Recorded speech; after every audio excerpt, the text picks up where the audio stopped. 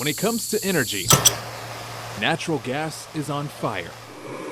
The U.S. is now producing more than any other country on the planet, and part of the reason is hydraulic fracturing, better known as fracking.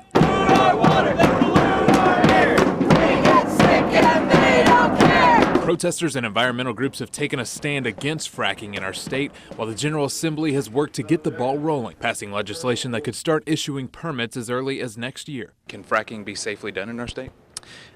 Fracking hasn't been done safely anywhere that it's happened. Fracking involves drilling horizontally more than a mile below the surface into shale rock. That rock is then cracked, and millions of gallons of chemically treated water are pumped in under very high pressure, allowing gas to flow back up the pipe.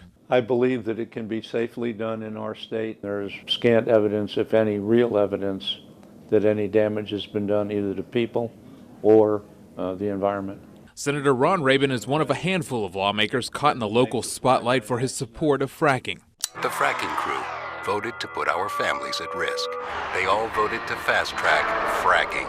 To say that this is fast-track is nonsense, quite frankly. For 4 years, we've been studying the problem. Those studies have found 2 shale basins in North Carolina that are believed to be capable of producing natural gas. First, the Dan River Basin near Rockingham County, and second, the Deep River Basin, with the highest concentrations found around Chatham, Moore, and Lee County. If you come visit these counties and talk to the people in the communities, you'll see they're very tight-knit neighborhoods, and their concerns are very real. They're worried about their air, they're worried about their water, and what fracking can do to their entire way of life.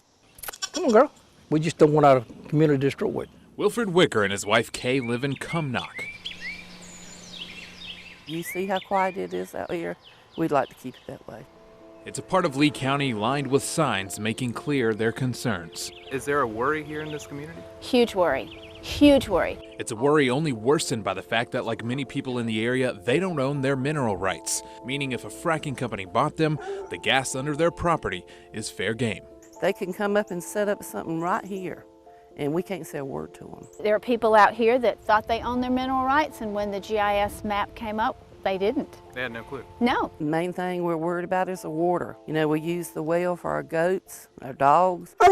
It's something state geologist Dr. Kenneth Taylor is working to address, helping lawmakers draft the 120 proposed rules that would shape how fracking would be regulated in our state. Are these rules, are they allowing us to frack safely in North Carolina? I believe there are. The number one way groundwater got contaminated in other states was to have a poor construction standard for oil wells being drilled. He says the separation of fracking zones from aquifers, the layers of cement and steel surrounding the well, and the required water testing all help make the chances of error very low.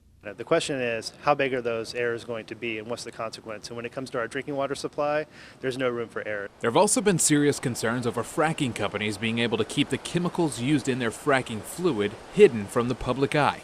Some states like Texas require full disclosure, but in North Carolina, the way the rules are written now, the companies could apply for trade secret protection, and only DENR and emergency officials would know what chemicals are being used in case of an emergency. The best case scenario would be full transparency to put communities at ease. Other worries include using too much water, air pollution from methane gas, and the possibility of earthquakes. But the State Mining and Energy Commission say all of these concerns are covered with the proposed rules. We've had the advantage of being last at the board, therefore we get all the advantage of other states' mistakes. Mistakes people living near the prospected drilling land say are too risky.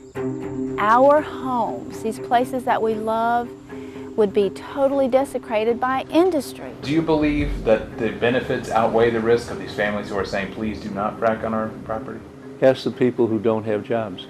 It's not going to be that big jobs for us or anyone around here.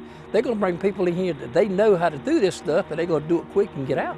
My plea, not my advice, my plea would be listen. Eventually, you have to take a risk. Yeah, but he don't live in this community. Where are they going to do it at? If he would like to take a risk in his backyard, I'm happy with that. Leave this little community alone. Jonathan Rodriguez, WNCN News. For the latest WNCN uploads, subscribe or click here.